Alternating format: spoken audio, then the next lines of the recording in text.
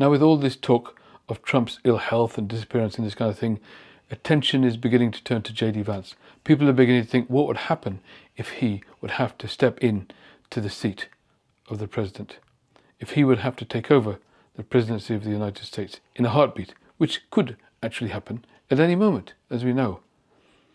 The problem is that what could happen with JD Vance covers a range of possibilities that are even more extreme than anything we think about with Trump, because of the speed at which he might move towards making America into a full-fledged dictatorship.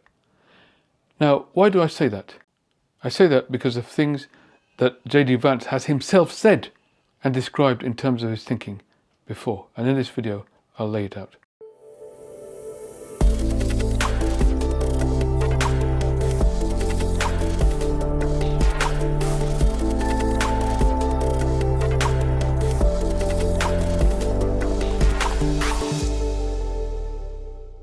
JD Vance has explicitly said that he believes America is in the late Republican period. That is his quote, the late Republican period.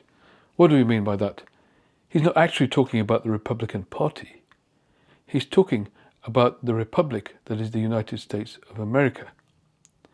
And he is making the analogy with ancient Rome. You see, ancient Rome was a republic, and then it entered the late Republican period with the kind of final governments of the republic. And then it became a dictatorship with the advent and rise of Julius Caesar. And from that point onwards, the Roman Empire continued, but it was an empire under an emperor.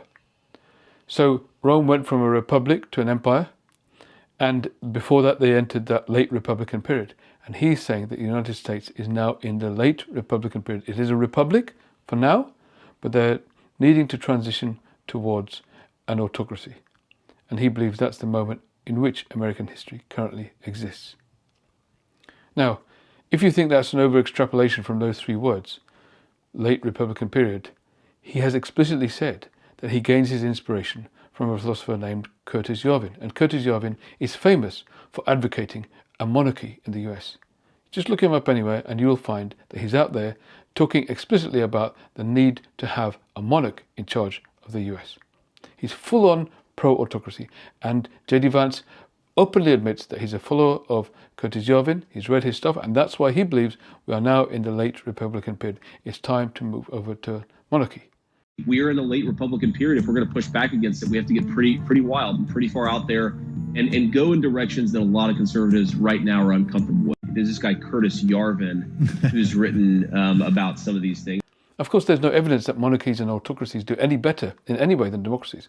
Most economic growth, most improvements in progress in society, in equality, etc., all happen under democracies, not under autocracies. But it's a fever dream of lots of people who fundamentally crave power. And one thing we know about JD Vance, if we know anything at all about him, is that he absolutely craves power, to the extent that he's willing to flip-flop from calling day night and night day, within a few seconds. He was profoundly anti-Trump at one point, calling himself a never-Trumper, saying that Trump was America's Hitler, and then being the most ardent supporter of Donald Trump there ever was, until Donald Trump eventually picked him to be his vice president. He craves power, and it's a lot to do with his childhood. And I've talked about his childhood in previous videos, where he was very powerless in a situation where one father figure after another father figure is rotating through his life. But he wants to be the ultimate father figure. He doesn't just want to be president, he wants to be dictator. And he has expressed that. And if it comes about that he enters the Oval Office and then he starts enacting these things, he will always turn around and say, I always said this. I always said I was going to do this. So the possibility of some very extreme events happening that lead to a rapid transfer and transformation into autocracy is a lot more possible with JD Vance. You see, Trump is feeling his way there through instinct. He's not being strategic about achieving this aim, whereas JD Vance would be strategic about trying to get there as quickly as possible in order to satisfy that craving he has for power. And let's not forget that behind him are people like Peter Thiel, who have also openly said, and this again I quote, democracy no longer serves freedom in this country. I do not believe anymore that freedom is compatible with democracy. That's a quote from Peter Thiel. So he is also explicitly backing the idea of moving America from a democracy to an autocracy. And he even wrote that in a book. In 2009, Thiel wrote a manifesto called The Education of a Libertarian. In this manifesto, he disavows electoral politics and democracy because he doesn't trust the people with big decisions, and he's come to believe that democracy and freedom are inherently incompatible. And Peter Thiel is almost single-handedly responsible for the creation of JD Vance. In some sense, we can describe JD Vance as Peter Thiel's employee, because JD Vance was funded to become a senator entirely through a donation from Peter Thiel. Peter Thiel gave £10 million to the sort of Ohio State Senate campaign in order to make JD Vance a senator. He didn't get donations from the public or anything else. He was basically bought by Peter Thiel, who made him a senator by giving one massive donation. Then Peter Thiel started building bridges between JD Vance and Trump once he got into office. So he's entirely the creation of Peter Thiel, and Peter Thiel is somebody else who is explicit about wanting to create an autocracy. So what are the potential actions that might follow JD Vance ascending to the presidency? I would look for immediate, drastic and draconian actions to move towards doing things like declaring martial law, declaring a state of emergency in order to give himself emergency autocratic powers. And after that point, insisting that they cannot be relinquished and he needs to retain full control with no democratic checks and balances. He has even said himself that if the Supreme Court makes a ruling against the administration, then the administration needs to openly say, well, you do your business and whatever you do, try and stop us. And he's literally said, if you don't have an army, so you can't stop us. So he has actually openly talked about defying the Supreme Court. Now, Trump, again, is sort of, through instinct, he's sort of weaving his way up and down around this. There would be no weaving around this with JD Vance anymore. There would be a direct line, a direct defiance of the Supreme Court, a direct grab for power, a direct dismissal of any other democratic checks and balances. That would happen in very short order. So this range of possibilities that exists, we don't know exactly what happened, but this range of possibilities that exists with JD Vance ascending into the White House gets a lot more extreme and a lot more acute if we really look into what he's been saying all this time and the people he's been following and the folks backing him. These are the risks that would inevitably emerge the day that JD Vance assumed his role as President of the United States. I hope you like my video. As a psychiatrist who loves politics and economics and philosophy, I love to make videos like this, and you can really help promote this video to other people and get it on your feed more by liking and commenting and subscribing to the video as well. We have a wonderful community of people here who comment and support each other through this very traumatic period of world history that we're going through right now.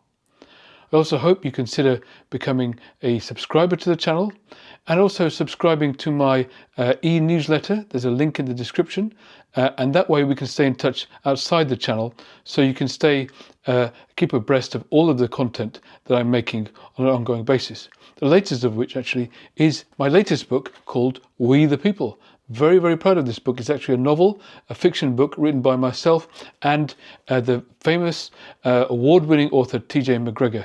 Together we wrote a book about what the future might look like. Bit of a dystopian novel, but what might happen if autocracy goes to its next stage, AI predicting the potential end of humanity. I actually made a video about that, it really happened.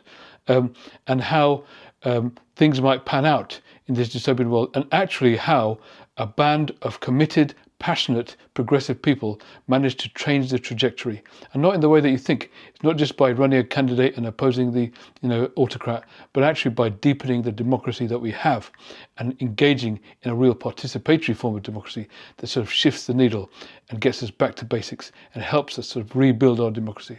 And that's within the context of a really compelling, gripping story, a bunch of fascinating characters, and I assure you, you will not be able to sort of stop turning the page until you get to the end of the book. That's what all the reviewers have said so far. Lots of people love it, and I hope you can get it. You can get it on Amazon, any of the global Amazon bookstores out there. Please do order your copy of We the People. Just put We the People Russell Razak and you'll be able to find it inside Amazon as well. Also, I hope you consider becoming a member of the channel. You can subscribe to a couple of different membership levels. All members of the channel also get some free ebooks that I produce once a month. You can buy those ebooks too from russellsbooks.com. That's russellsbooks.com, and every month I produce a new ebook on that channel, which is really about, these are the non-fiction books I produce with my team, which is really about how to learn about the world around us and the psychologies of the people who govern us, but also how to learn about ourselves, deepen our own self-awareness in a way that helps us navigate this difficult world we're in right now. So those are sort of self-help books that are produced every month. And if you're a member of the channel, you get a sort of 100% discount on those books every month. Otherwise, you can go to russellsbooks.com, as I say, and buy them anytime you like. I really hope you can become a part of this community, as I say. So this sort of supportive community, validating and helping each other, is really worth being a part of, and I hope you can join us as we all join forces to create a better tomorrow together. Thank you.